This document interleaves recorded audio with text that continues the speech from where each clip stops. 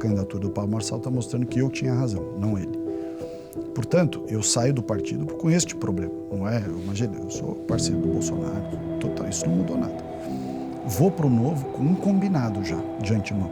Eu, para ir para o Novo, já ficou... Aliás, o Novo fez publicamente um convite. O Novo publicizou... mencionando isso? Isso. Senado. O Novo, ao formalizar o convite para que eu viesse para o partido, comunicou todos os seus diretórios dizendo: estamos convidando o Ricardo Salles para ele vir para o Novo ser candidato ao Senado em 2026.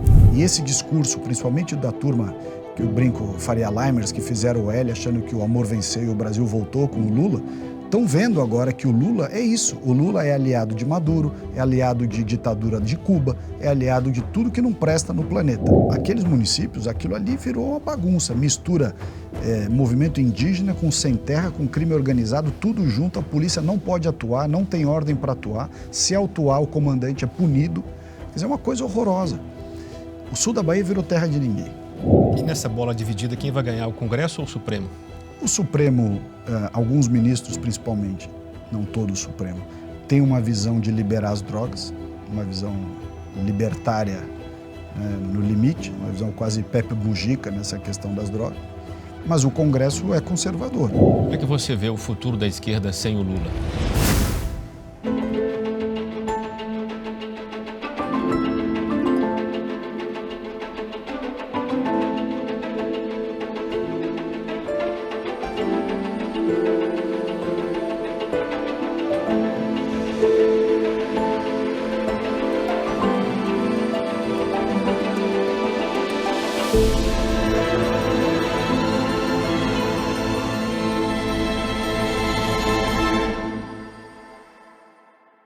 Eu recebo hoje no Contraponto um deputado federal que recebeu a 4ª maior votação do estado de São Paulo nas eleições de 2022.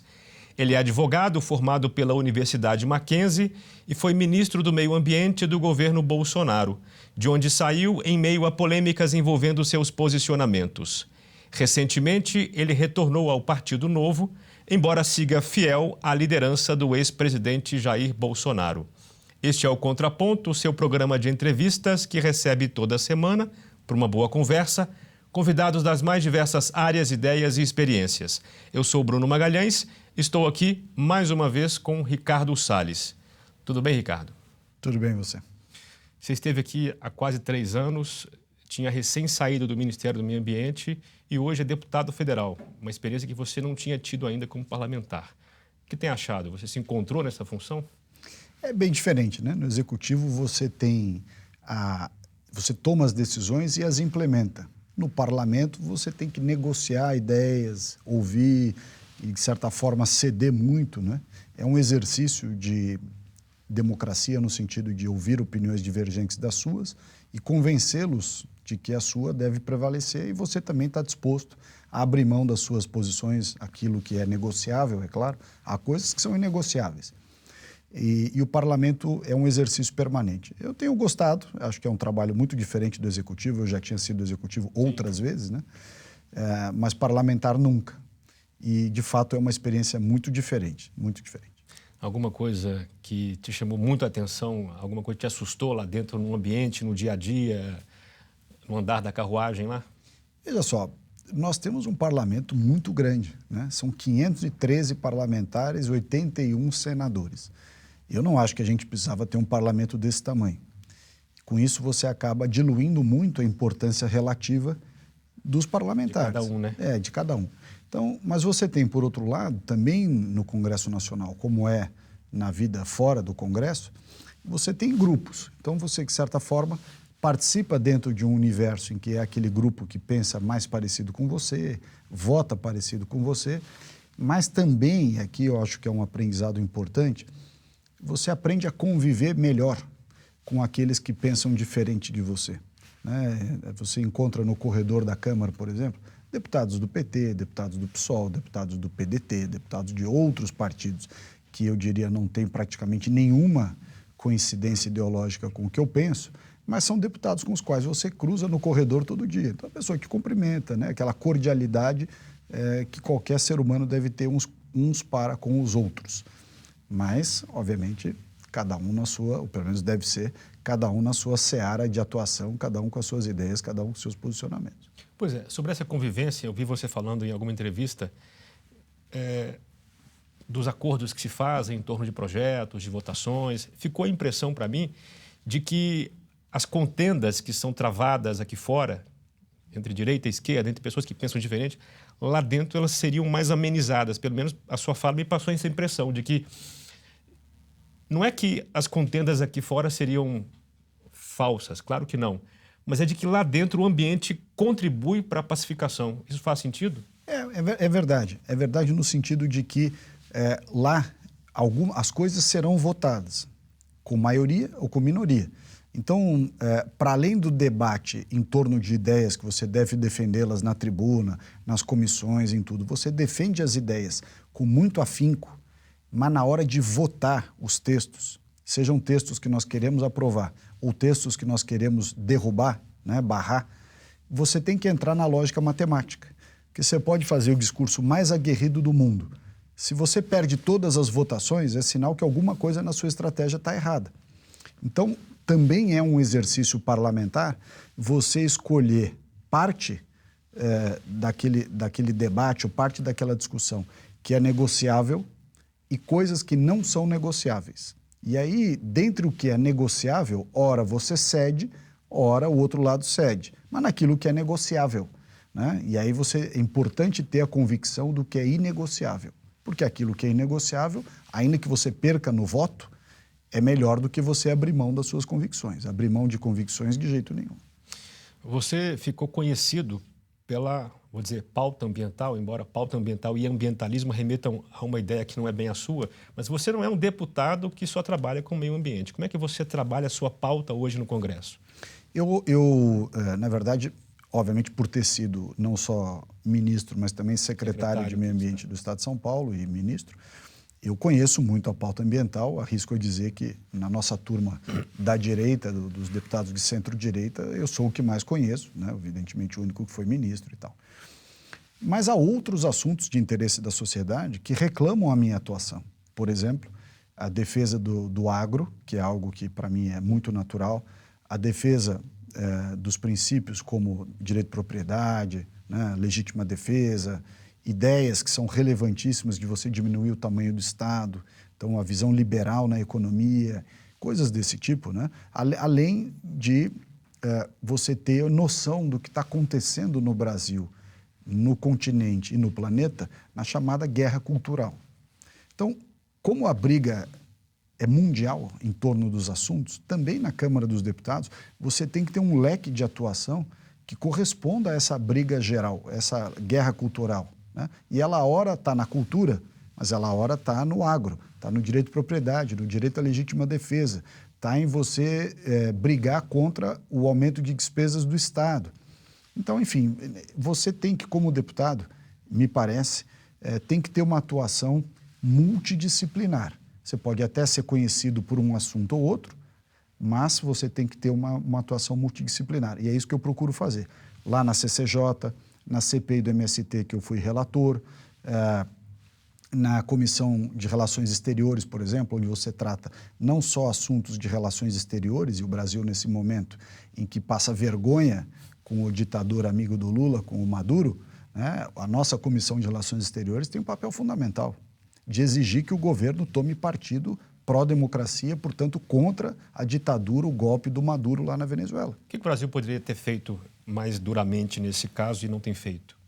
Primeiro, ter condenado logo de cara, né? Ter dito, olha, está na cara que houve um golpe, está na cara que o Maduro é um ditador, aliás, já era. O Lula não ia fazer isso, né? Assim, o que o Lula poderia fazer no perfil dele? Mas ele tem que fazer, porque o Lula, embora seja presidente da República, ele representa um país, ele representa toda uma nação.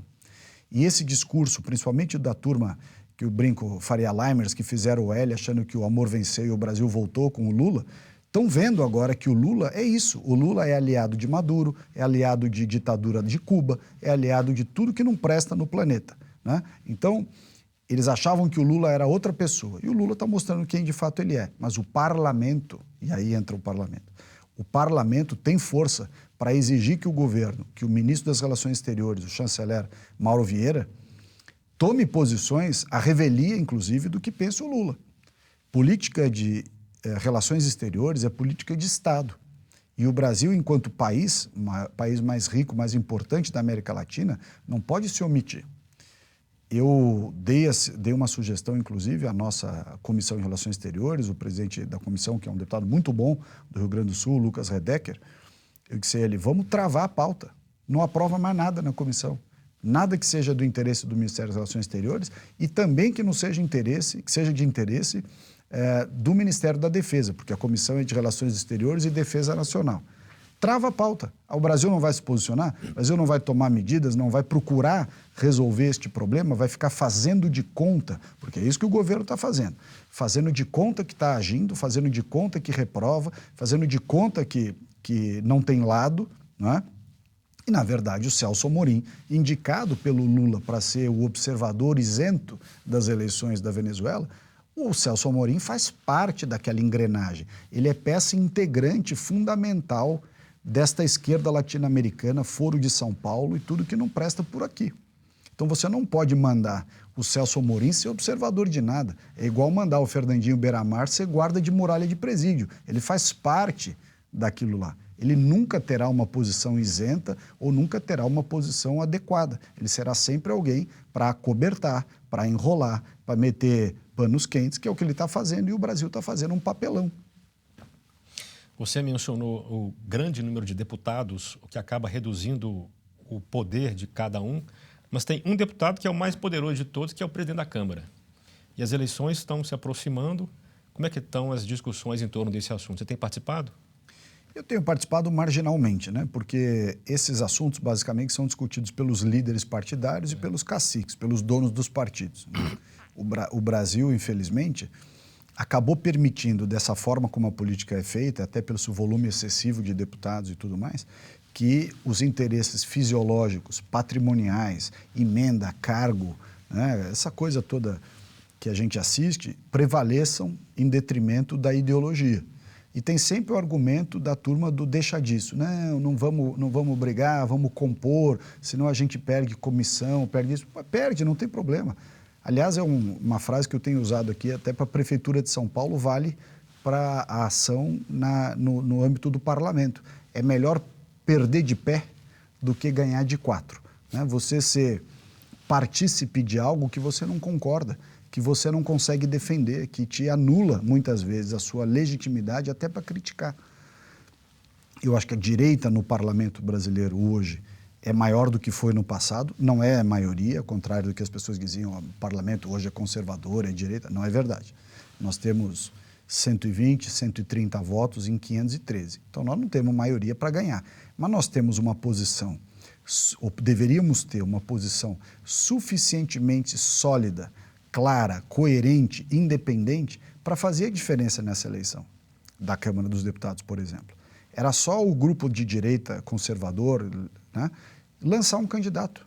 Lança o candidato, a eleição na Câmara em 2 turnos. Você lança um candidato nosso, né, um candidato que represente o que nós pensamos, e no segundo turno, na eleição da Câmara, você negocia essas outras coisas. Ah, mas corre o risco de ficar sem vaga na mesa, sem vaga não sei onde. Corre o risco, realmente.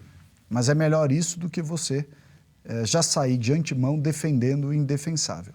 Então, pelo visto, não vai ter um candidato dessa parcela que você atribui como de direita. Olha, é difícil dizer que não vai ter, né? O que eu estou vendo ali das alianças é que o PL, que é o maior partido da direita, né?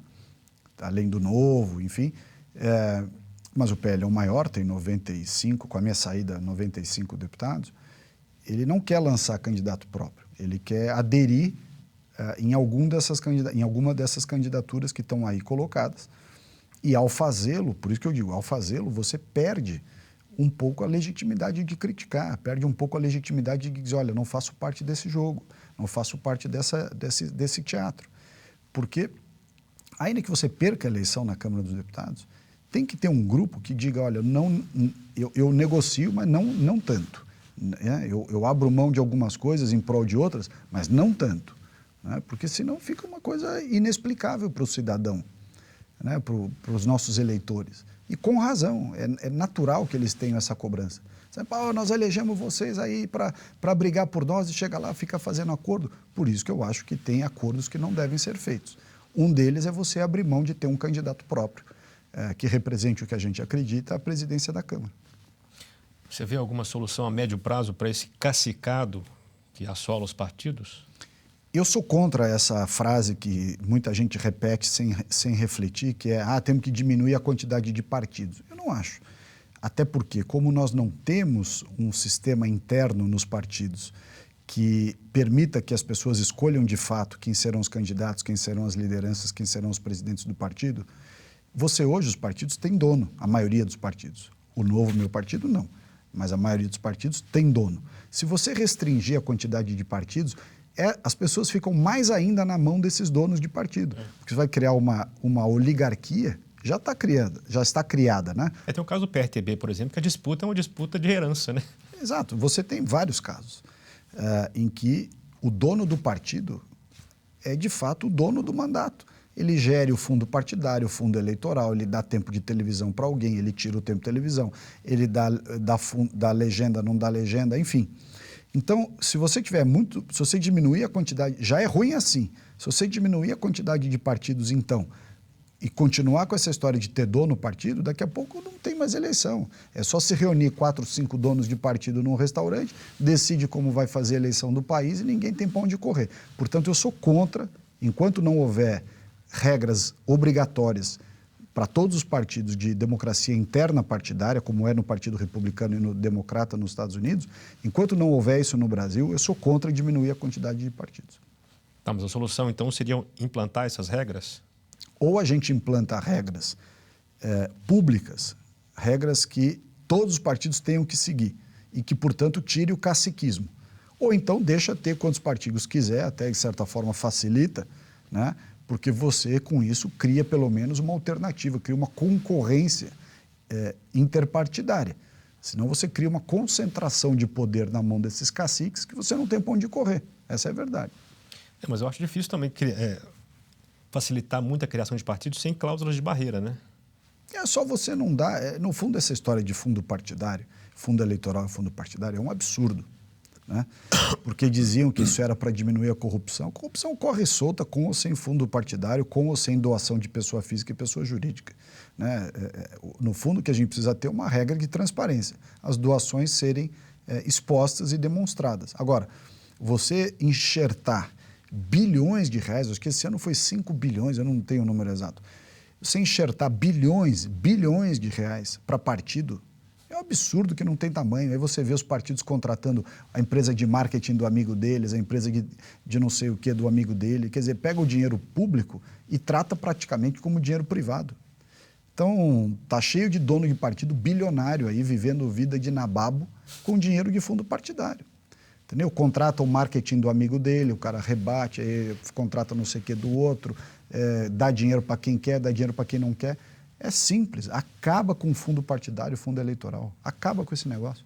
Se o partido tiver, de fato, condições de sobreviver, ele que arranje doações no setor privado.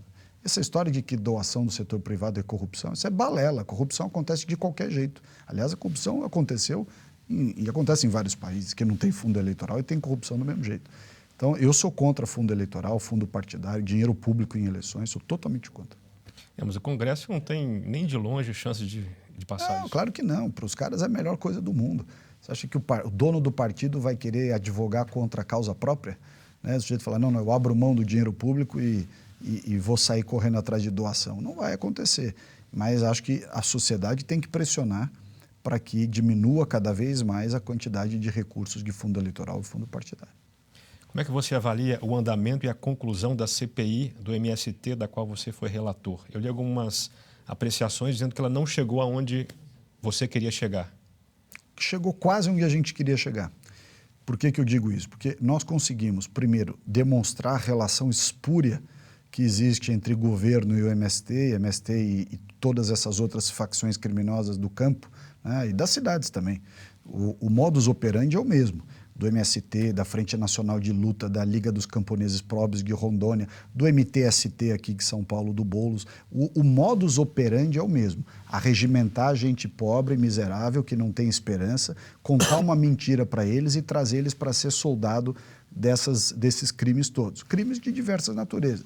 Esbulho possessório, roubo, furto, homicídio, depredação de patrimônio público e privado, enfim, tem um sem número de crimes. A CPI deixou isso muito claro. Nós fomos nos estados, principalmente a Bahia, que hoje o sul da Bahia é pior que guerra Israel-Palestina. Quer dizer, aquilo lá é terra de ninguém. O MST faz o que quer no sul da Bahia. O governo da Bahia é totalmente conivente com aquilo que acontece lá. Quais municípios estão a coisa da pior lá? Não, lá todos são muito ruins, mas você pega municípios mais ao sul da Bahia, no entorno de Porto Seguro, por exemplo, aqueles municípios, aquilo ali virou uma bagunça, mistura movimento indígena com sem terra, com crime organizado, tudo junto. A polícia não pode atuar, não tem ordem para atuar. Se atuar, o comandante é punido. Quer dizer, é uma coisa horrorosa. O sul da Bahia virou terra de ninguém.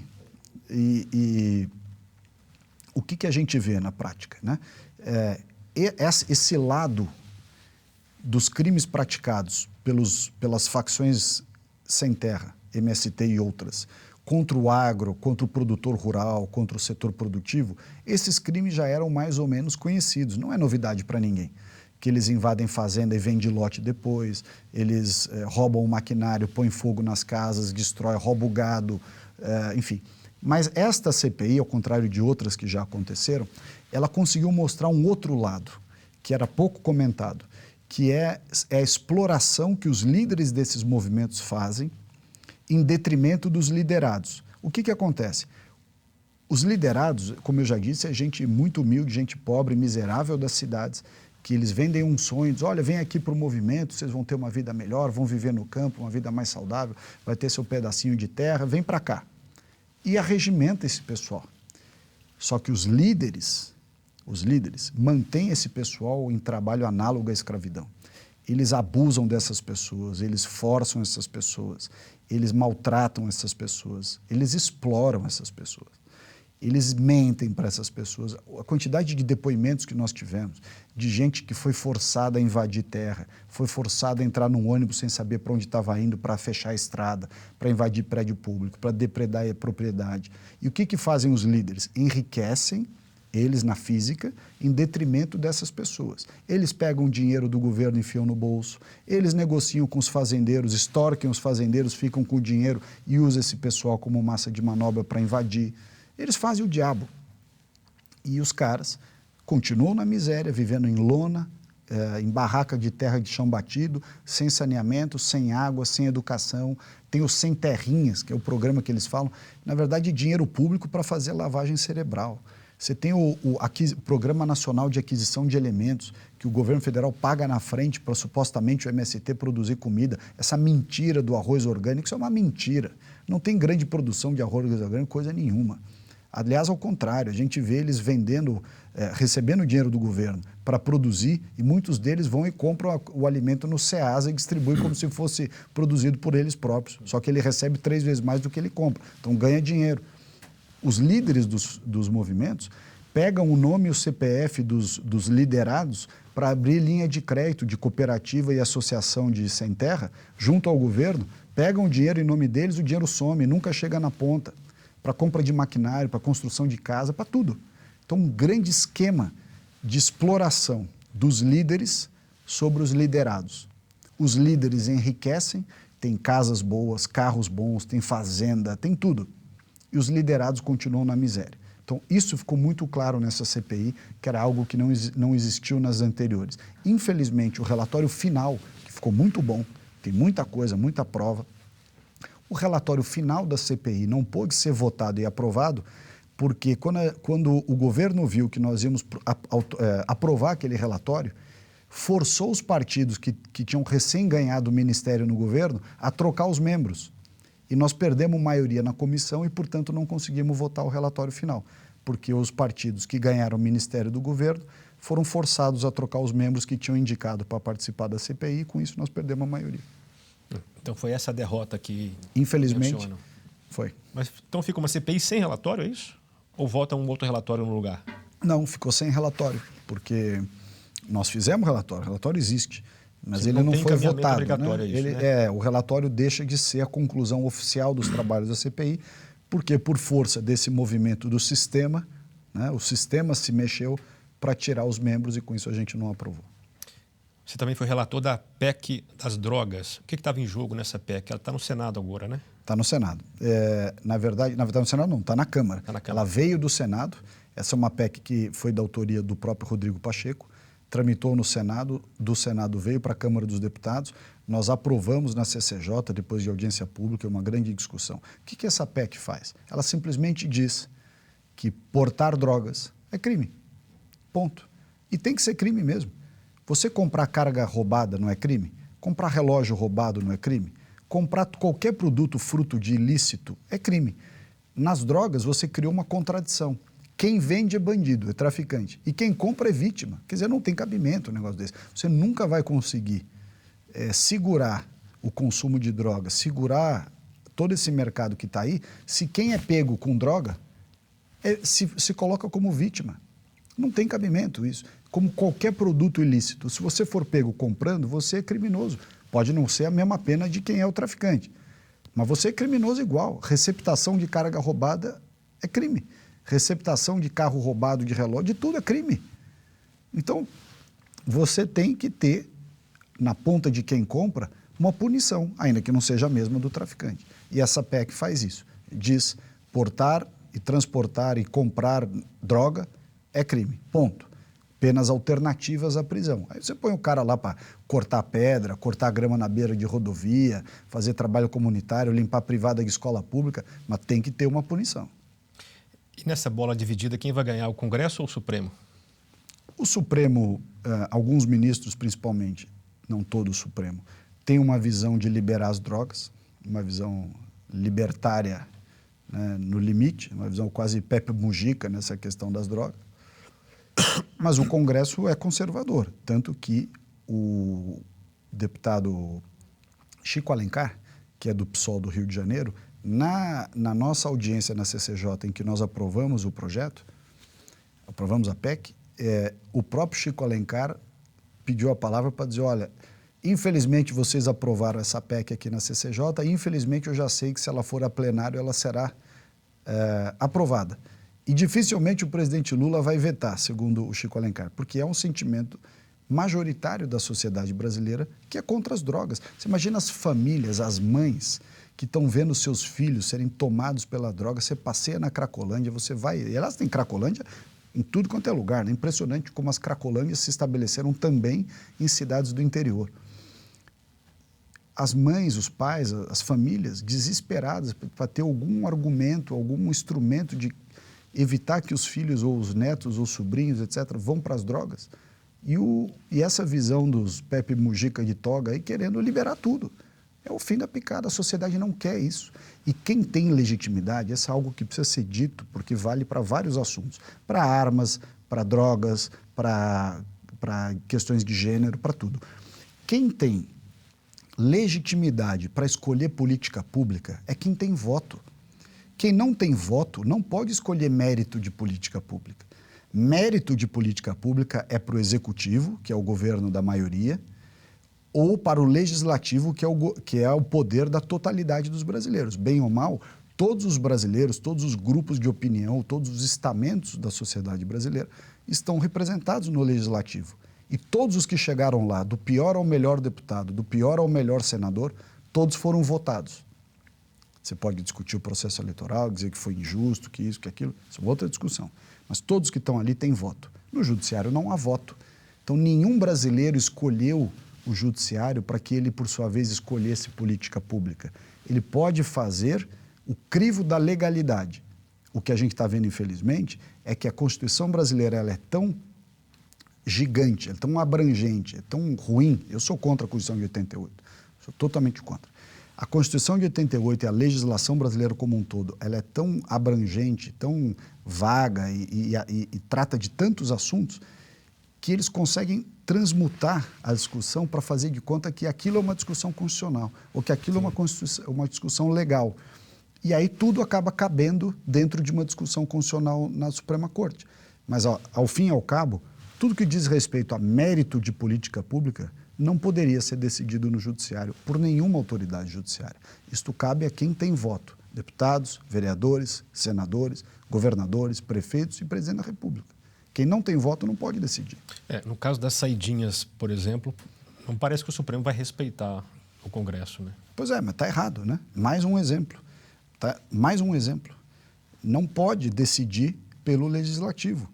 Se você não concorda, não tem problema. Abre mão da carreira, vai disputar, corre o risco de perder, inclusive a eleição, mas se ganhar, você tem todo o direito de fazer leis ou, se for no Executivo, de executar política pública. Agora, fora do Legislativo e fora do Executivo, não pode ter decisão de mérito sobre política pública. Não importa se é à direita, se é à esquerda, se é em cima, se é embaixo.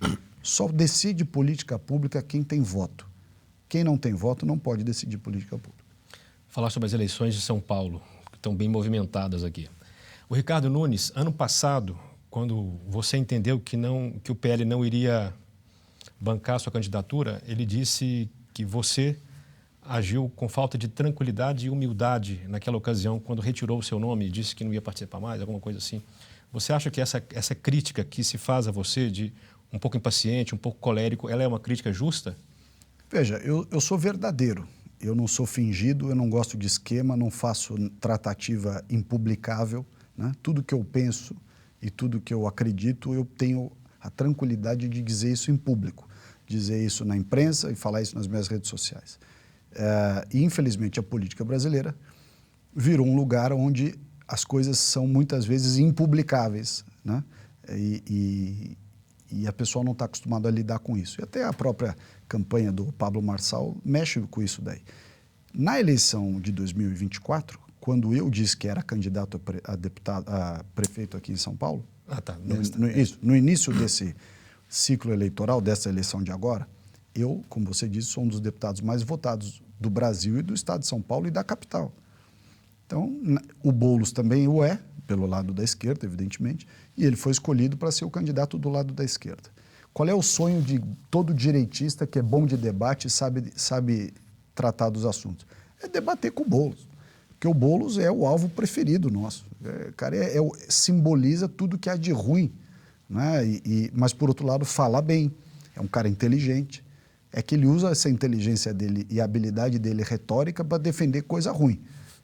Então, eu queria ser candidato, primeiro para defender a minha cidade, que eu sou paulistano, conheço muito aqui, tive muitos votos aqui.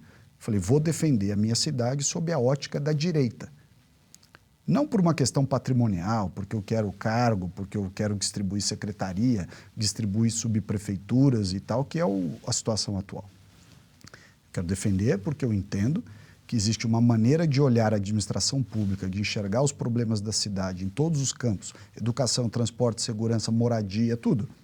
Tem uma visão, tem uma maneira de você olhar isso com o prisma da direita. E o Boulos olha esses mesmos assuntos pelo prisma da esquerda. Então, eu falei, esse é um embate ideal. E eu tinha certeza que eu ia derrotar o Boulos. E eu tenho até hoje essa certeza. O PL, que era o partido que eu fui eleito deputado, fez a maior bancada federal do Brasil, a maior bancada estadual aqui do nosso estado, ou seja, tinha toda a legitimidade para dizer nós vamos lançar candidato próprio, ainda que o risco dessa legitimidade seja eventualmente perder. Volto à frase do início do programa, é melhor perder de pé do que ganhar de 4. Você vai e apoia uma pessoa que não representa seus valores, um grupo que não representa aquilo que você acredita, que age de maneira distinta daquilo que você defende e acha que ganhar com ele é vitória, não tem cabimento. Então, eu me coloquei como candidato, falei, quero ser candidato, lutei para ser candidato, cheguei a ter quase 18% das intenções de voto, que é praticamente o que o Marçal chegou agora. Então, isso já estava consolidado. E o sistema partidário, os esquemas administrativos, os conchavos desmontaram a minha candidatura, porque já tem os seus acordos para repartir secretaria, para repartir subprefeitura, para repartir verba disso, verba daquilo. Acordo com o Valdemar? Acordos do centrão fisiológico, do sistema, né? e diz, olha, você fica com tais secretarias, você fica com tais subprefeituras, tal, vamos acochambrar isso aqui, vamos dividir, vamos retalhar a administração pública, que vem de muitos anos, né? E o que eu tenho dito é que a cidade de São Paulo, também há muitos anos, isso não começou agora, está na mão de máfia de tudo quanto é coisa. É máfia do lixo, máfia do transporte, máfia da caçamba, máfia do asfalto, máfia da iluminação, máfia do não sei o quê, máfia do não sei o que lá. Então, eu queria adotar na cidade de São Paulo o que o Rudolph Giuliani adotou em Nova York. Política da tolerância zero, para você botar ordem na cidade, lei e ordem. A política do tolerância zero, para você implementar lei e ordem, ela pressupõe que você faça esse dever de casa, comece dentro da própria administração pública. Porque você não tem moral para impor à sociedade, para colocar ordem na cidade e na sociedade, se você não começa essa lição de casa interna corporis na administração. Então, e aí o sistema não quer de jeito nenhum. Tudo que o sistema não quer é um cara como eu, né? Um cara que vai botar ordem desse jeito, que vai sanear o troço. Não, esse não, de jeito nenhum, não, radical, esse não pode, esse não, vamos combinar, vamos arranjar outro nome de qualquer jeito e bloqueia o Salles, vai contra o Salles não pode. Por quê? Porque eu sou de direita? Não. Eles contaram essa historinha de que direita na cidade não ganha. Isso é mentira. Isso é balela. Essa é a historinha politicamente correta que eles contaram para esconder o motivo real, que é o Salles vai acabar com a farra, o Salles vai acabar com a sacanagem. E, portanto, o Salles não nos serve, corta o Salles. Foi isso que aconteceu. E aí, de repente, começa a eleição e surge um nome, que é o Pablo Marçal, que, bem ou mal, pegou vários pontos do meu discurso, vários pontos daquilo que eu falo, e está provando, por A mais B, que a direita pode ganhar a eleição, ou que os princípios que ele defende de direita podem ganhar a eleição. Está aí ultrapassando sem essa grande aliança de partidos que se formou. Veja que essa fórmula, Bruno, essa fórmula de muitos partidos, muito tempo de televisão, muito dinheiro, mas poucos posicionamentos, pouco conteúdo, pouca sinceridade, pouca honestidade, pouca verdade intelectual, né? Sinceridade, honestidade intelectual e verdade, perde eleição. O Geraldo Alckmin perdeu em 2018 fragorosamente para o Bolsonaro e o Rodrigo Garcia perdeu em 2022 para o Tarcísio. Com toda a máquina, todo o tempo de televisão, fundo partidário, dinheiro, apoio disso, tudo, perdeu a eleição.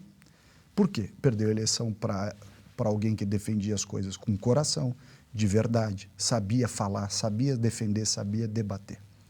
Então, eu acho que São Paulo poderia ter, como eu disse, uma candidatura vencedora na direita se eu pudesse ter sido candidato. O sistema me boicotou, me deixou de fora e aí surge o Pablo Marçal, que está bagunçando todo o coreto aí.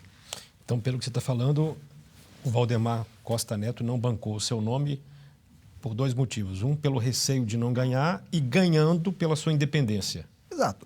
Ele achava, acho que esse é um argumento secundário, ele achava que a direita, dizer que a direita não ganha em São Paulo, porque qual é o argumento que eles usaram para isso? Diz, olha, o Tarcísio perdeu do Haddad, o Mastronauta perdeu do Márcio França e o Bolsonaro perdeu do Lula. Mas na capital, né? Na capital. A verdade é que não se fez campanha na capital. Eu fui candidato a deputado federal em 2022 e eu vi a eleição. Todo mundo foi fazer campanha pelo interior do estado, todo mundo que eu digo, Tarcísio e Marcos Pontes, praticamente não teve nenhuma agenda na capital. A sua votação em São Paulo foi grande, você lembra? Eu tive 1/3 na capital, 2/3 no interior. 1/3 dos seus votos? Dos meus votos. Mas eu fui o terceiro deputado mais votado. Na capital? Na capital. Também, como no estado? Como no estado. No estado eu fui o quarto. Ah, foi o quarto? O quarto. Na capital, o terceiro. Ah, tá. É o Boulos, Zambelli e eu. Eduardo. Não, no estado, Boulos, Zambelli, Eduardo e eu. Na capital, eu inverto com o Eduardo. É Boulos, Zambelli, eu e depois o Eduardo. Tá. Mas votação muito parecida, muito próxima. O que isso mostra, né? O que ficou claro na eleição de 22? Não se cuidou da capital como deveria, por diversas razões. Não tinha uma agenda pré-determinada, mais difícil fazer campanha na capital, que é mais, de fato, mais centro-esquerda do que centro-direita. Mas, vamos lembrar que o João Dória, na esteira das propostas de direita dele, ganhou na capital. E, né, vamos dizer, eu acho que nós temos condição de fazer uma campanha, quando você junta Tarcísio, Bolsonaro, Marcos Pontes, todo mundo, a campanha é melhor do que a do João Dória. Então, se o João Dória ganhou, a gente podia ganhar também. Era só uma questão de afinco, convicção, empenho esse que não houve em 22. Por isso que esses candidatos perderam para os de esquerda na capital. Praticamente o Bolsonaro não veio à capital nenhuma vez. O Marcos Pontes veio muito pouco, o Tarcísio também muito pouco, e uma das poucas vezes que fez campanha aqui deu aquele problema de tiroteio na Paraisópolis. Então, o que mostra que na capital não se fez campanha para valer, para ganhar. Né? Foi uma campanha assim, olha, tem que fazer um pouco de campanha na capital, mas vamos correr o interior. E o Bolsonaro correu o Brasil inteiro. Se você se dedica na capital e faz campanha bem feita na capital, falando a verdade, atingindo os problemas, apontando os problemas, colocando o dedo na ferida, você ganha na capital. Mas tem que se dedicar ao morador da capital com o afinco, com a dedicação que ele merece e que ele espera. É só isso. E na sua avaliação, por que o Bolsonaro embarcou nessa? O Bolsonaro não está numa situação muito favorável para ficar contrapondo opiniões do Valdemar. O presidente de honra do partido é o Bolsonaro, mas o presidente executivo de fato do partido é o Valdemar. E o Valdemar não abria mão de manter a aliança dele com o Nunes. Essa é a verdade. O Valdemar, através de um deputado federal e um determinado vereador, tem 2 subprefeituras, tem secretaria com o Nunes, administra através de uma turma lá, praticamente a verba de marketing da prefeitura, que é da casa das centenas de milhões de reais, ou seja, tem uma aliança com o prefeito da cidade, tem interesses com o prefeito da cidade, né? Tem uma parceria com o prefeito. E é isso que ele queria prevalecer, é isso que interessava. Então, como você falou, o discurso politicamente correto utilizado foi, não, o Salles não ganha na capital, a direita não ganha. Mentira. A verdade é que se eu ganhasse, comigo não ia ter essa divisão da pizza que hoje tem. Comigo não ia ter. Então, não adiantava ganhar comigo, sob esta ótica. Para o pessoal do sistema, o pessoal desse centrão fisiológico, ganhar comigo, no fundo, é não ganhar, porque eu não vou deixar, eu não faço e não deixo fazer. Então... O Pablo Marçal fez essa leitura e disse que está nessa para honrar o seu nome. Isso é tática de campanha ou você vê sinceridade nisso? Veja só, o Marçal, eu não conheço suficientemente o Marçal para dizer com certeza se ele é isso ou se ele é aquilo. Eu consigo falar sobre ele pelo aquilo que eu estou vendo na campanha e nas redes sociais, aquilo que ele tem dito. Você já ouviu pessoalmente? Conversaram pessoalmente? Já encontrei com ele 2 vezes, conversei um pouco sobre a minha visão da cidade, o que eu acho sobre o que acontece com a cidade, como eu faria uma campanha e tal, etc. Ele foi atrás de você? Na verdade, quem me apresentou a ele foi o Sabará. Tá. O Sabará está ajudando ele no plano de governo.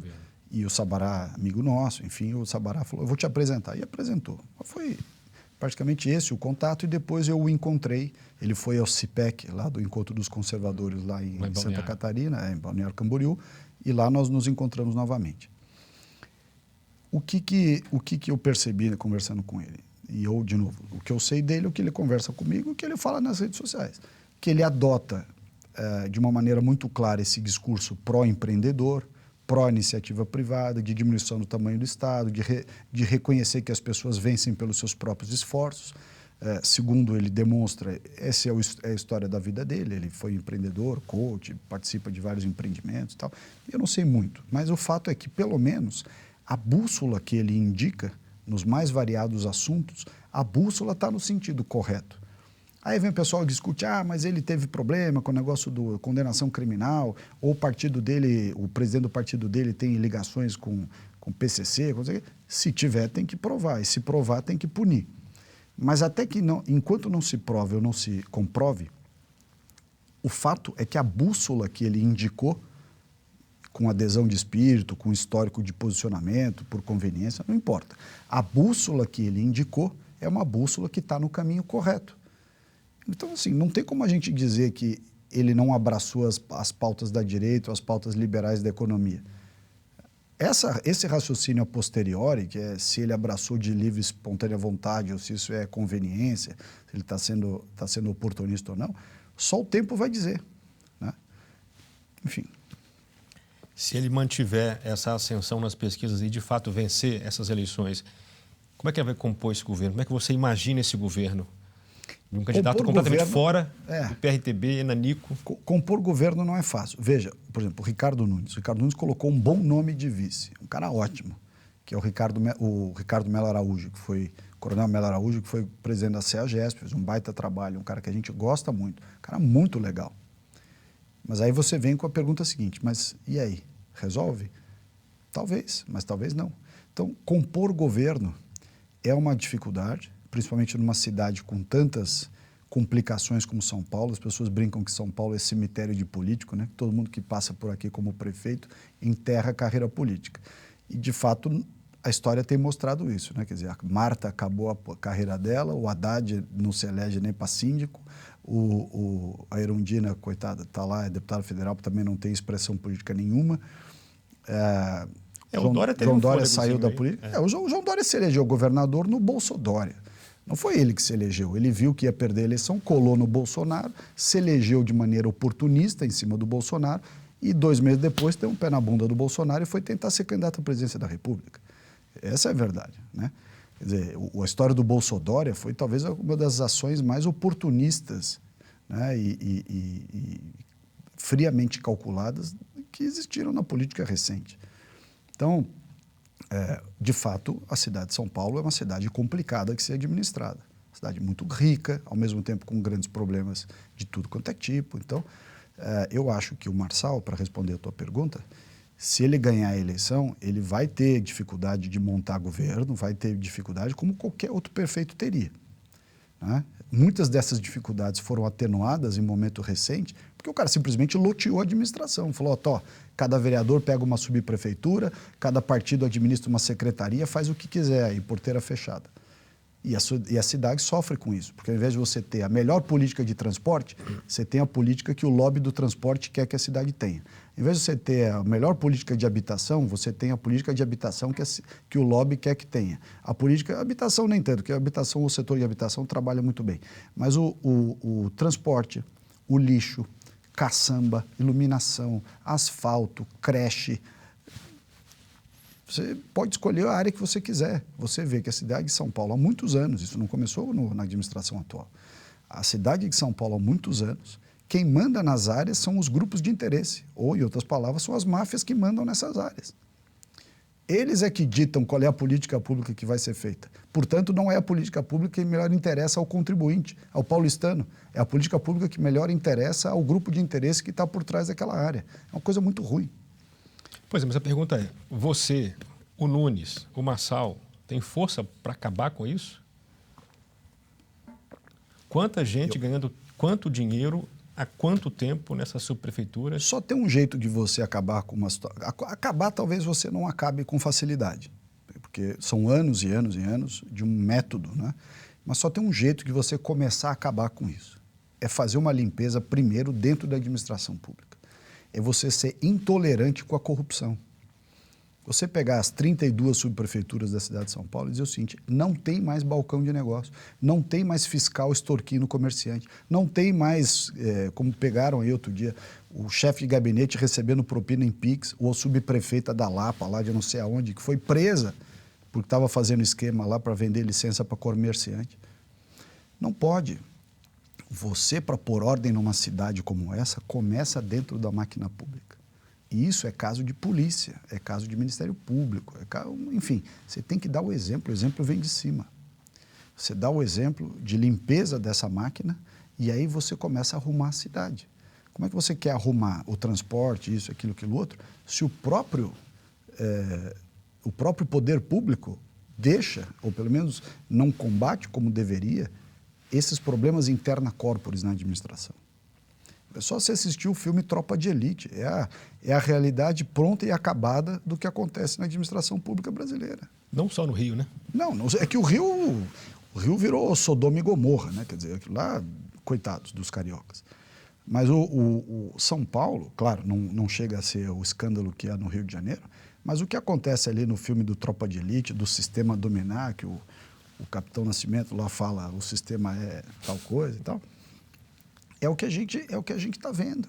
Você vê lá o Oliveira, aquele cara lá do Guincho, Né? Quando o capitão vai mandar tirar o guincho, fala, o guincho é do Oliveira. Quem é o Oliveira? É o coronel.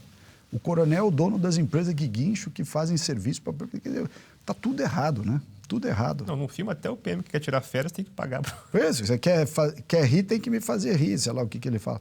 Então, é um filme, embora o Wagner Moura seja de esquerda e tenha ali as suas preferências políticas que são totalmente diferentes da minha, mas o filme, propriamente dito, ele mostra, tanto um quanto dois, ele mostra muito a realidade da máquina pública brasileira, a realidade da politicagem feita lá na ponta, dos maus políticos. E aí entra um aspecto muito importante. O empresariado, o setor produtivo, os profissionais liberais, as pessoas do setor privado, empregados ou não importa se você é pobre, rico ou classe média, tem que cobrar isso. E aí a elite tem um papel ainda mais importante. A elite brasileira é muito acomodada. Elite financeira, elite financeira, elite econômica, elite cultural, não importa. Mas a elite, no sentido maior da palavra, tem que dar o exemplo. A elite tem que... Existe ônus e existe bônus. O pessoal quer o bônus de ser elite, mas não quer o ônus. O ônus é você cobrar. O ônus é você ser intolerante com esse tipo de coisa. E você não deixar que gente picareta, corrupta, frequente o teu clube. Vá na sua casa, sente na sua mesa num casamento. Quer dizer, tem que haver uma sanção moral da sociedade, principalmente da elite, que precisa dar o exemplo, contra essas coisas erradas que acontecem. E não é isso que a gente vê, infelizmente. Você vê um monte de gente que é picareta de tudo, sendo recebido, aparecendo em festa, tá, celebrado, festejado. Tá. É muito ruim o recado que passa para a nossa sociedade. É muito ruim. Teve um caso recente no Clube Pinheiros, lembra desse caso? Não. De um sócio que criticou o ministro do STF lá. Aí eu só faria um porém. Eu acho que essa onda de hostilizar a autoridade pública é ruim. Sim. Uma coisa é você criticar. E acho que todo homem público, seja do judiciário, do legislativo, do executivo... Porque você disse que não deixa frequentar o mesmo clube, eu imaginei que... Mas você faz isso de uma forma civilizada. Diz, olha, o senhor não é bem-vindo aqui. Olha, tal pessoa fez tal esquema, não será aceito aqui no clube, não será aceito em tal lugar. Entendi. A gente não quer que você, no restaurante, venha sentar aqui na nossa mesa.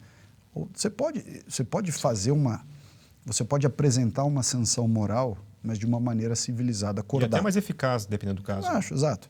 Porque essas hostilidades às autoridades não são boa coisa. Não são. Por mais que você tenha... E aí, tanto faz de direito... Você sofreu isso recentemente. Não, eu já sofri. Mas não estou falando por minha causa, não. Eu não estou traumatizado, nem tenho medo, nem estou nem aí. Mas eu acho errado.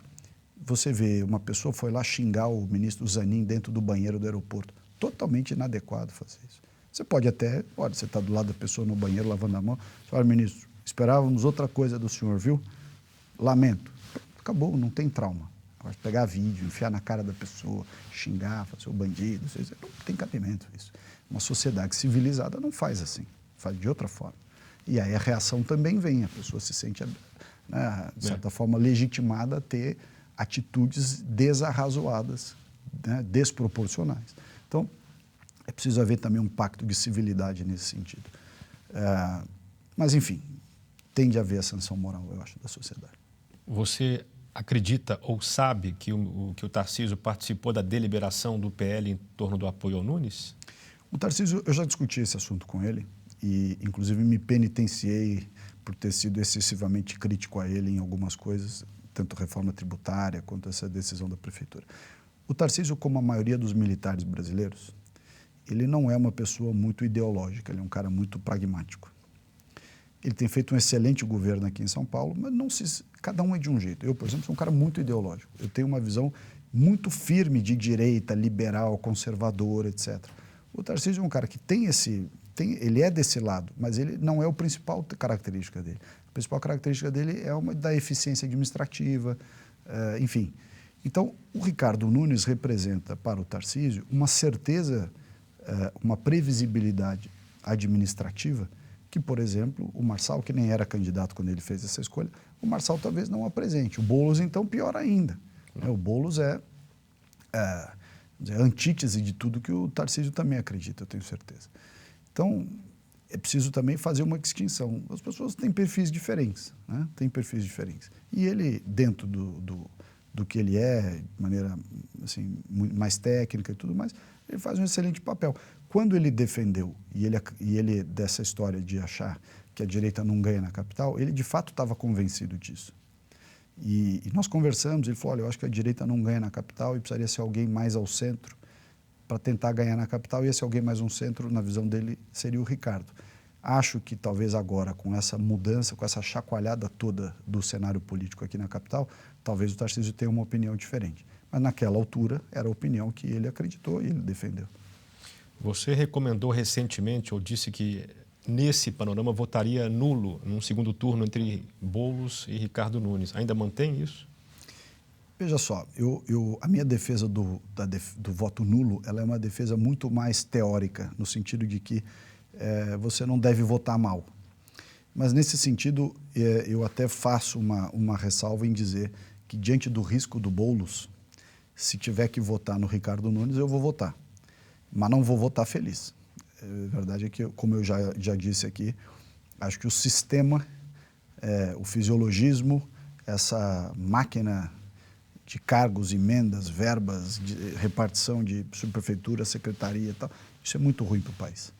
E talvez seja preciso dizer, com todas as letras, que quem mais atrapalha a direita no país não é a esquerda, é o centrão fisiológico, que não quer que a direita cresça, não quer que a direita tenha poder. Quem derrubou o Bolsonaro da presidência, ou atrapalhou a sua reeleição, enfim, fez tudo para atrapalhar o governo, não foi só a esquerda. Foram esses que queriam voltar a comandar o país, né? Queriam voltar a infiltrar nas estatais, nos bancos públicos, a dividir dinheiro de política pública entre os grupos de interesse. E o Bolsonaro foi o estraga-prazer dessa turma. Então, quando você, de certa forma, se curva a isso, você está dizendo o seguinte, eu estou fortalecendo aquele que não me deixa crescer. Não a mim, Ricardo, a direita. A direita tem grandes dificuldades de crescer e se consolidar porque transige demais com esse centrão fisiológico. E aí você tem uma diferença fundamental entre direita e esquerda neste aspecto, ou seja, ao lidar com o centrão fisiológico, ao lidar com esse grupo, a esquerda tem uma maneira diferente. Pode ver agora no governo Lula. Eles vão lá e compram o centrão. Distribui emenda, entrega e tal, e exige que o centrão vote o que a esquerda quer que vote. A direita, por inexperiência, por uma série de características, até por uma certa inocência em muita coisa, o centrão manda na direita.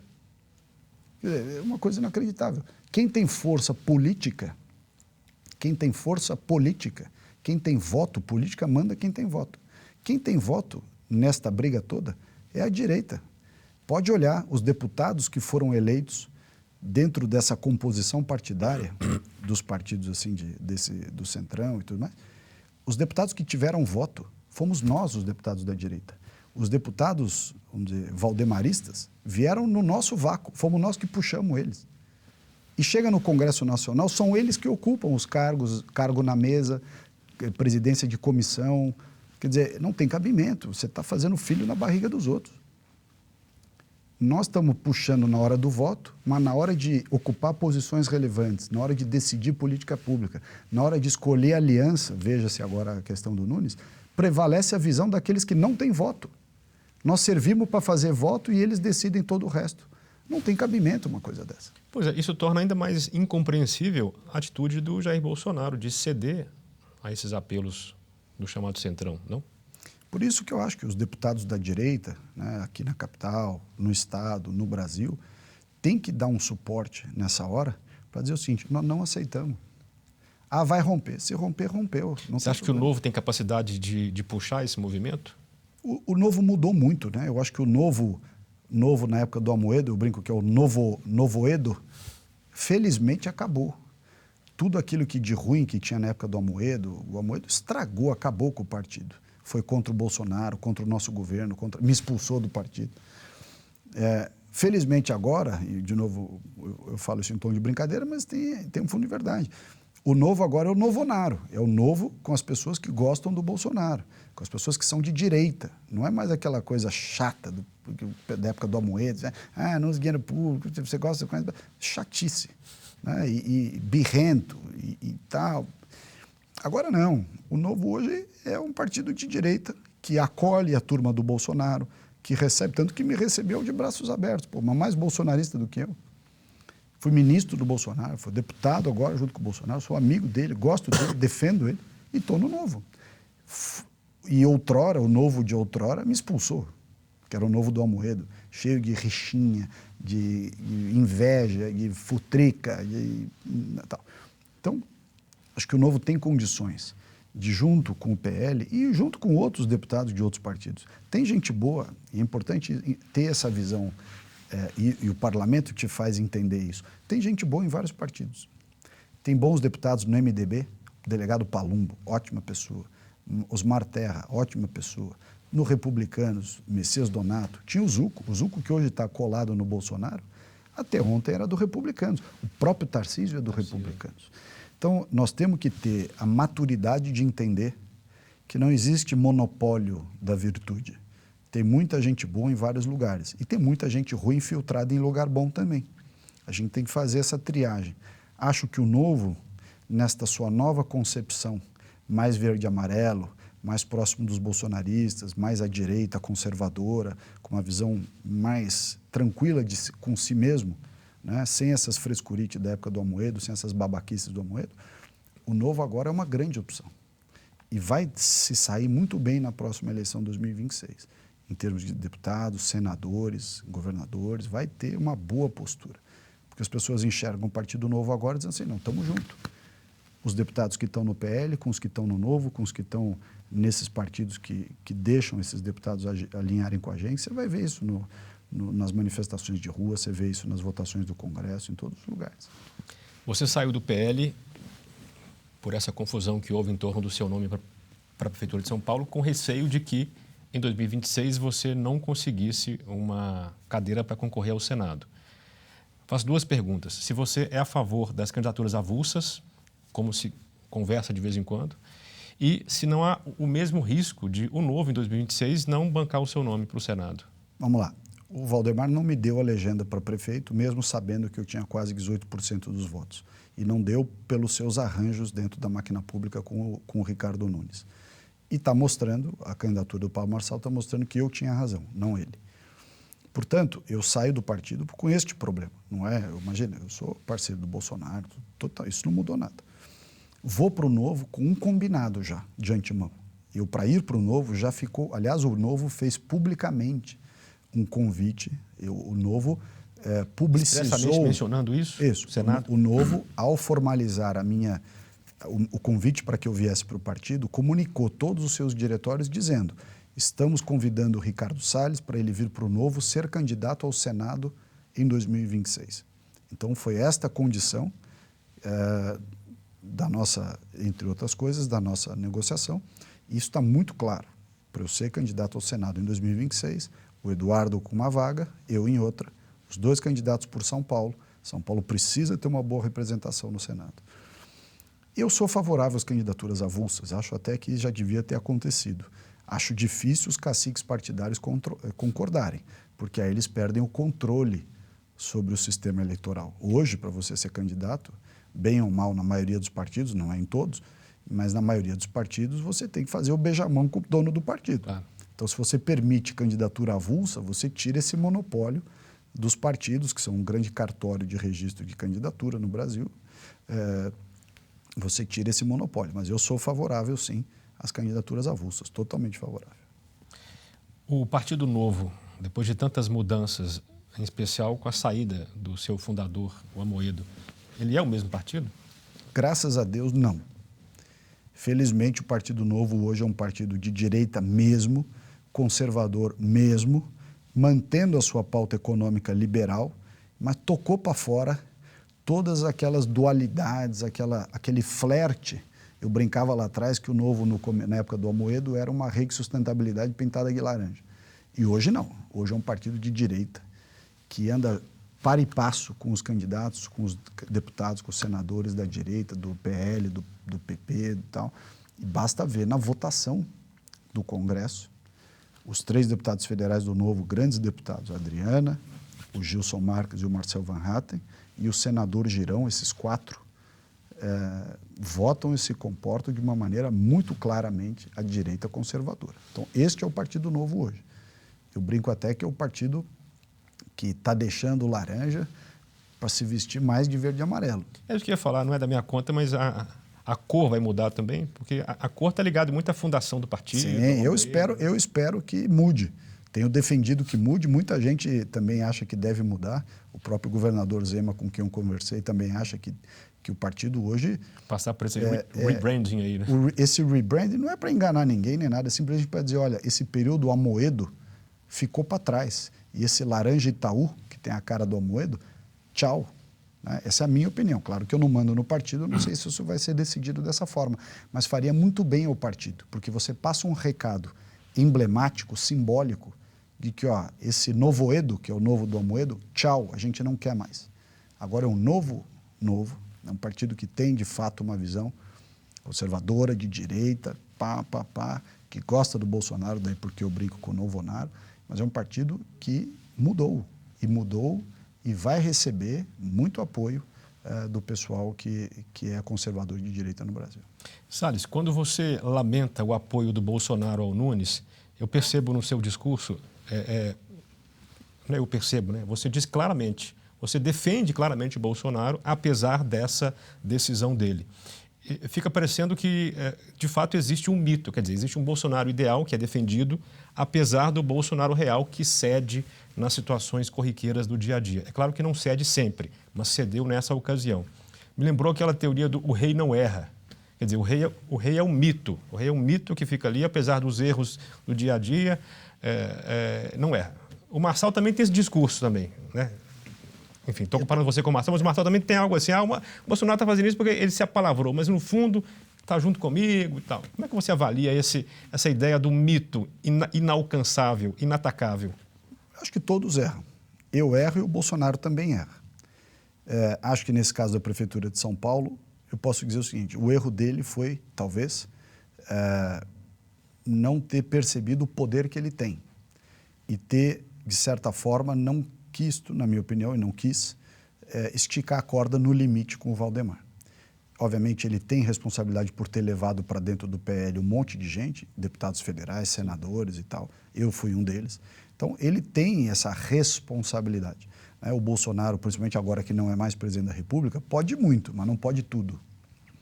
E ele não teve, na minha opinião, a força naquele momento para convencer o Valdemar. Falou mais alto as decisões mais pragmáticas do Valdemar, para usar uma palavra filosófica aqui, com relação à máquina pública, à ocupação de espaços na prefeitura, subprefeituras e secretarias e tudo mais.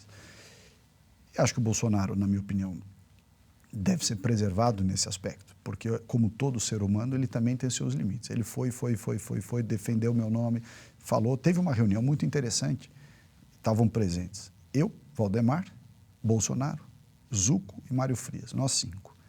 E o Bolsonaro falou, Valdemar, eu quero o Salles. Aí o Valdemar falou, não, eu dou a carta para ele sair. O Bolsonaro falou, não, eu quero que ele seja candidato no PL, o nosso candidato em São Paulo. E ele falou com todas as letras, o Valdemar falou, vamos ver e tal. Aí nós falamos assim, Valdemar, quando eu vi que a corda podia estourar, eu falei, presidente, deixa o Valdemar pensar uma semana aí e tal, a gente volta. Se ele não deixar eu ser candidato no PL, me dá a carta para eu concorrer por outro partido. E assim ficou combinado na reunião, que dali uns dias a gente voltava a falar, ou ele dava a legenda para eu concorrer, ou deixava eu concorrer por outro partido. Chegou na hora H, passado uns dias, eu fui lá e falei, olha, já que você não vai me dar a legenda, então me dá a carta. Não dou. Não dou? E não deu. Não, mas tanto não deu. Tanto deu que você não perdeu o mandato. Não. Ele não deu a carta para eu concorrer. Tá. Dentro da janela eleitoral da prefeitura. Ele só me deu a carta depois que eu já não podia mais ser candidato por outro partido, já tinha passado o período eleitoral, aí ele foi lá e deu a carta, e eu agradeço ele ter dado a carta. É sinal de que não te achava tão inofensivo assim, né? Não, ele sabia que se eu fosse candidato, o Nunes não ia nem para o segundo turno, ele sabia disso. Que a decisão do segundo turno ia ficar entre eu e o Boulos. Uns diziam que, portanto, o Boulos podia ganhar e outros sabiam que, mesmo que eu ganhasse, eles estavam fora do esquema. Então, por todas essas razões, seja político-eleitorais, seja administrativas, ocupacionais, a turma não queria que eu fosse o candidato que eu podia, certamente tiraria o Ricardo Nunes do páreo. Então, e o Marçal está comprovando isso. Então, a decisão dele de não me dar a carta foi uma decisão: não vou deixar você estragar a festa do Ricardo Nunes, não vou te dar a carta. E não deu. Aí, quando passou o período de filiação, até outro dia eu vi umas pessoas dizendo: mas você podia ter concorrido pelo Novo, você correu da raia. Não, negativo. Eu não pude concorrer. Se eu tivesse tido a carta para mudar de partido sem perder o mandato antes do período se encerrar, eu teria ido para outro partido e teria concorrido. Mas, infelizmente, essa possibilidade não aconteceu. Você acha que nesse cálculo do apoio do Bolsonaro ao Nunes entrou não só a questão do cálculo dele, do poder, da corda para cá, corda para lá com o Valdemar, mas também algum elemento da situação jurídica do Bolsonaro? Eu acho que entram muitas coisas. Faço menção à inelegibilidade dele. Acho que entram muitas coisas. Primeiro, o Bolsonaro colocou o Tarcísio como governador em São Paulo e o Tarcísio fez um apelo para o Bolsonaro para que apoiasse o Nunes. Então, ele tinha, como deveria ter mesmo, consideração à opinião do Tarcísio. Então, esse foi um ponto. Segundo ponto, havia ali uma situação em que o Bolsonaro escolheu o Ramagem para ser candidato a prefeito no Rio de Janeiro. Então, o Valdemar meio que dizia o seguinte: você escolheu no Rio de Janeiro, que é a tua região, beleza, mas eu quero escolher em São Paulo. Por vários motivos que nós já falamos aqui. Então, assim, uma série de fatores. Ele quando viu que ele estava arrumando encrenca com muita gente deste grupo, por motivos diferentes, em formas diferentes, para bancar o meu nome, chegou uma hora que ele falou, vamos parar, que está esticando demais a corda. Eu vou indicar o Melo Araújo e ponto final. Eu falei, tá bom. Melo Araújo é um bom nome, eu repito aqui, é um cara ótimo. E eu fiquei quieto, tirei o time de campo, não falei mais nada, porque chegou uma hora ali que eu também não posso colocar o Bolsonaro na fogueira. Falar, não, presidente, vai lá, briga com todo mundo por minha causa, por favor, ficar enchendo o saco dele, eu posso fazer isso. Chegou uma hora que, até pelo apreço que eu tenho a ele, o respeito que eu tenho a ele, eu também não quero vê-lo num duelo permanente com as pessoas por minha causa. Chegou uma hora que eu falei, tá bom, vamos tirar o time de campo, paciência. Eu gostaria de ser candidato, acho que ia ganhar, não concordo com essa visão que a direita não ganha, mas, né, não dá para ser nós, eu e o Bolsonaro, contra todos. Então, tira fora, deixa quieto. E assim foi. Vamos sair um pouco do feijão com arroz e tentar entender esse fenômeno Bolsonaro no grande contexto. Ele é, e foi muito tempo, um deputado do baixo clero. E acho que ninguém previu que ele fosse, uns anos depois, o maior líder político ao lado do Lula, talvez, no país. Me parece que ele não é a pessoa que melhor defende no discurso, quer dizer, ele não é um grande orador de defesa dos conservadores e liberais. E também tem essa suspeita de que as convicções, ou seja, de que há pessoas mais conservadoras do que ele e mais liberais que ele no Brasil. Apesar disso, não sei se você concorda com essas duas premissas, apesar disso, ele é um líder nato que encarna esses valores. Como é que você explica isso? Ele encarnar os valores, apesar de que, na convicção e no discurso, ele não ser o melhor nisso. Primeiro, é importante dizer que política é muito mais emoção do que razão. As pessoas são eleitas, têm voto, têm simpatia, têm empatia pela sua personalidade, pela sua figura, pela sua maneira de ser, pela sinceridade que tem e tudo mais. Não se trata de uma escolha de um contador ou de um auditor. Tem política, não é razão, né? Política tem razão no meio, claro que tem, mas não acho que seja o componente mais relevante. E, portanto, quando você coloca questões de se ele é mais ou menos conservador, se ele tem mais ou menos a ideologia liberal na sua maneira de ver o mundo e tudo mais, estas são análises praticamente racionais, quase que matemáticas. Né? Você faz uma escala de 0 a 10, quão conservador quem é mais ele conservador? De 0 a 10, quão liberal ele é. Não é isso que é relevante. Eu acho que o que é relevante é o seguinte, ele é uma pessoa cujo norte, cuja bússola, e uso o mesmo argumento que eu falei do Marçal aqui. Só que o Bolsonaro, de fato, esse eu posso assinar embaixo, porque esse eu conheço, trabalhei com ele e assino embaixo. Ele tem a bússola correta. Se em determinados assuntos ou não ele não tem o fundamento, às vezes, para sustentar, ele diz, olha, o caminho é por ali. Eu sei que é mais ou menos por ali. E traz gente com ele fez isso no governo, trouxe gente com ele nas mais diversas pastas que dão conteúdo àquela bússola correta que ele traçou. Ele traçou a bússola correta na cultura, ele traçou na administração, na economia, em várias áreas, na agricultura, na indústria, do meio ambiente, quero crer. Enfim, ele deu a bússola correta. Nem todos os assuntos ele tinha todos os fundamentos e todo o conhecimento, como a maioria das pessoas não tem. Se você me pedir para falar de todos os assuntos, eu não vou saber. Então, mas ele deu a bússola correta, ele deu a liberdade para as pessoas trabalharem da forma correta e bancou, ele apoiou as pessoas. Então, assim, quando você fala do perfil do presidente Bolsonaro, eu digo o seguinte, ele ganhou a eleição por ser uma pessoa verdadeira, por dizer o que pensa, por escolher lado e correr o risco de escolher lado. Quando você escolhe lado, você está assumindo que alguém vai bater em você. Você está assumindo que você pode perder. Você está entrando num debate, você fala, olha, meu lado é esse. Se você quiser votar em mim, estamos juntos. Se você não quiser votar em mim, vota o outro, não me enche a paciência. E o Bolsonaro foi muito assim. E eu entendo, porque eu também sou muito assim. Eu sou uma pessoa que diz, olha, eu penso desse jeito. Se você quiser votar em mim e estiver junto, nós vamos brigar junto. Se você não pensa como eu, não tem problema, vota em outro. Eu não vou deixar de ser quem eu sou e não vou fingir que eu tenho outras ideias e outras convicções só para você votar em mim. Isso eu não vou fazer. Até porque tem outros candidatos no cardápio que, se você pensa desse jeito, ele é melhor candidato do que eu, vota em outro. E o Bolsonaro foi muito assim, sem querer me comparar com ele. Ele, obviamente, é o grande líder e tudo, tem um carisma absurdo e uma respeitabilidade enorme e enfrentou e pagou um preço, está pagando até hoje, por ter enfrentado esse sistema aí, né? Muitas coisas do governo você pode dizer, isso não foi tão bem, tal coisa não foi uma estratégia correta, falou o que não devia falar. Ok, eu também falo isso do meu ministério. Se você falar para mim, Ricardo Salles, hoje você tem a oportunidade de ser ministro de novo, você faria tudo igual? Não. O que mudaria? Você pode mudar muita coisa, até a maneira de você se comunicar, por exemplo. Um dos grandes problemas que nós tivemos no governo, como o governo é um governo tão correto, cortou a grana de publicidade de um monte de contrato superfaturado que tinha. Muita gente passou a bater em nós.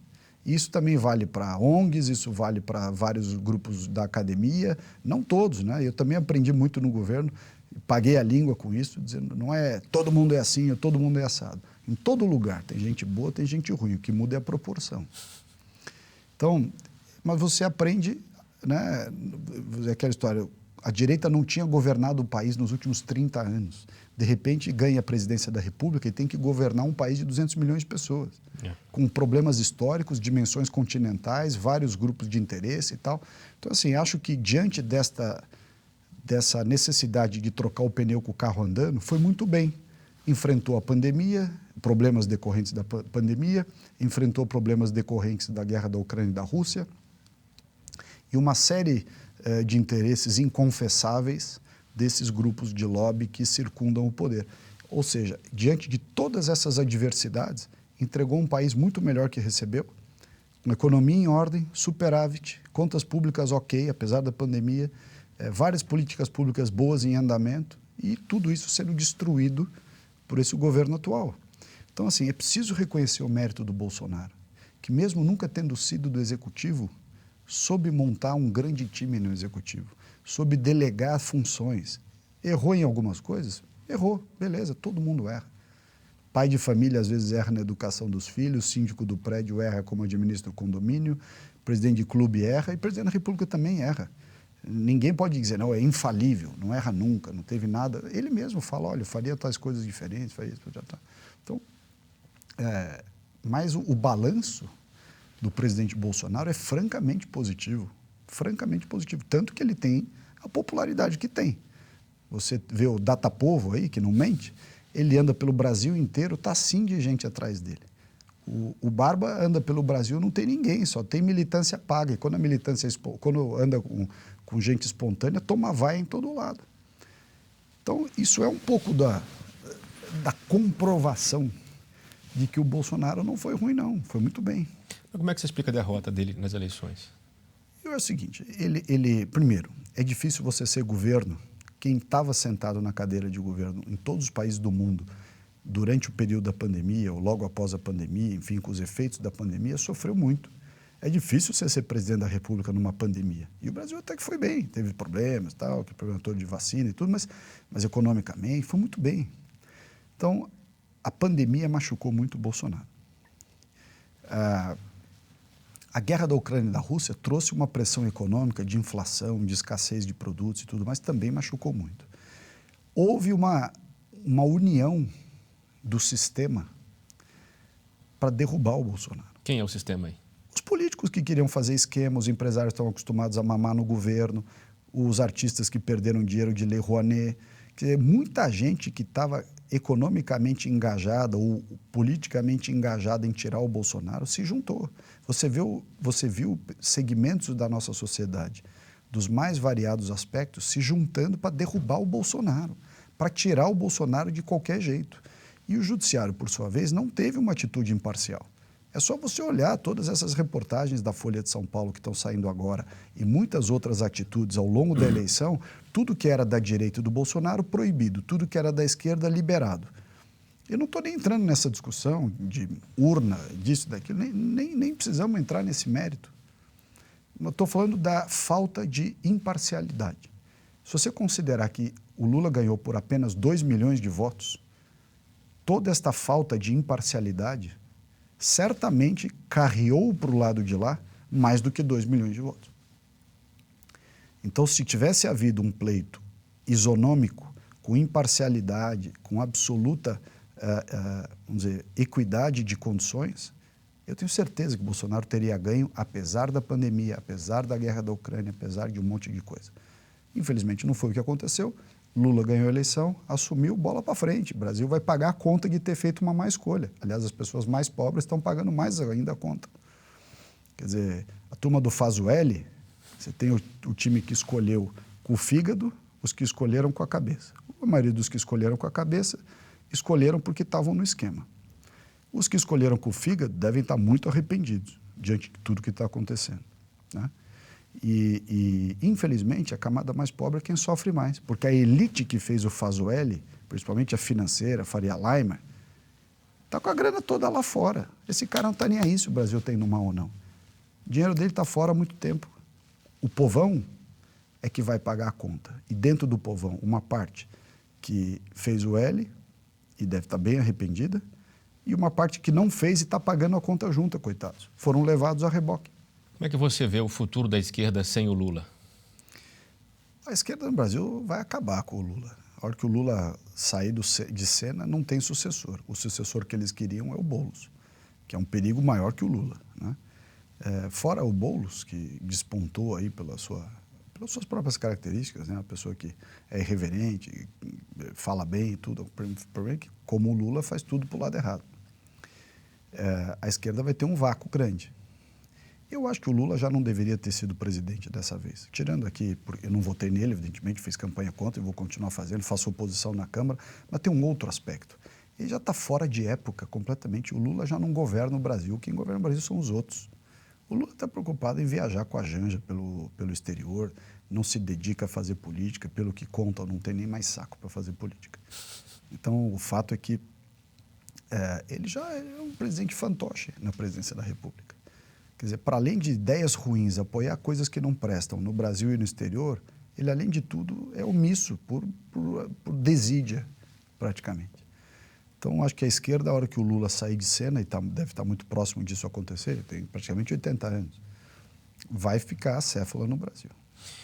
E, pelo lado da direita, esse fenômeno do Pablo Marçal, muitos bolsonaristas falam, tudo bem, presidente, apoio o Nunes Reis, mas eu vou votar no Marçal. Quer dizer, a palavra do presidente não é suficiente para carregar os bolsonaristas para o lado dele. Isso é algo que também não estava previsto, né? Quer dizer, algo novo. Como é que você avalia esse fenômeno? E para você que está assistindo pelo YouTube, nossa entrevista termina por aqui.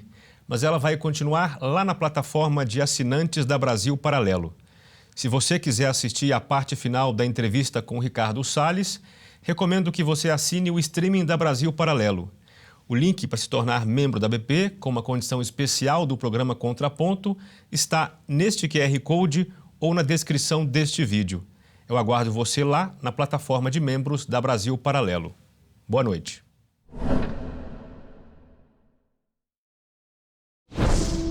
Você tem uma gravação do Janones confessando que fez a rachadinha, dizendo por que fez e como fez, isso é algo inadmissível, é um tapa na cara do próprio parlamento.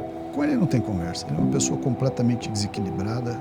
O pessoal da Câmara, tanto a direita quanto a esquerda, odeia ele. Mesmo a esquerda? Mesmo a esquerda. A pessoa odeia ele. Ele é uma pessoa intratável, não tem moral nenhuma. Nós temos visto decisões judiciais aí há já alguns anos em defesa da democracia. A pergunta que eu te faço é, existe algum valor acima da democracia? Olha, primeiro de tudo, como diz o presidente Bolsonaro, a liberdade é inegociável. E o que nós estamos vendo é a destruição das liberdades a pretexto de defender a democracia. E ao fazê-lo, no fundo, estão enfraquecendo a democracia, estão destruindo a democracia. Eu acho que nós não conseguimos ainda, de certa forma, achar maneira de mostrar para a sociedade brasileira que o caminho que o Brasil podia seguir, que os países que deram certo, é o melhor caminho. E as pessoas continuam votando na esquerda, continuam votando mal. Então, eu acho que essa capacidade de se comunicar com grande parte da sociedade brasileira, essa barreira, essa dificuldade, nós ainda não vencemos.